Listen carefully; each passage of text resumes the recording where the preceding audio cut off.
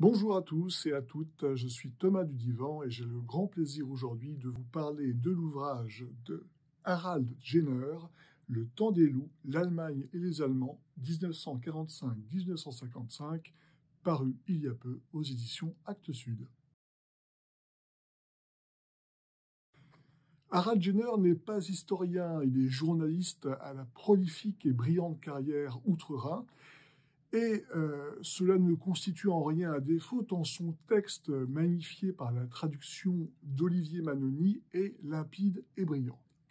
Alors, que nous raconte Harald Jenner, si ce n'est, au lendemain de la Seconde Guerre mondiale, la renaissance, a priori impossible, en si peu de temps, d'un pays?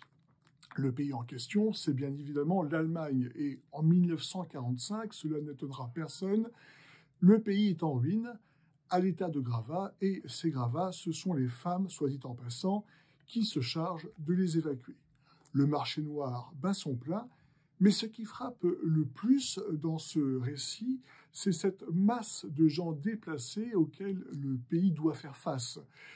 Il y a bien sûr des réfugiés, des expulsés, des travailleurs forcés et détenus.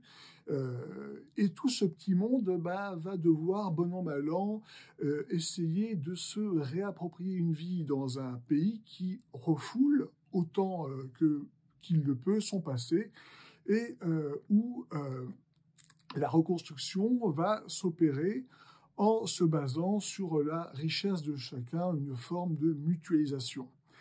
Et si la dénazification s'opère à géométrie variable, une société va progressivement émerger de ce chaos entre sociabilisation culturelle et populaire et éveil artistique pour tendre progressivement, ce ne sont que les débuts, vers la démocratie.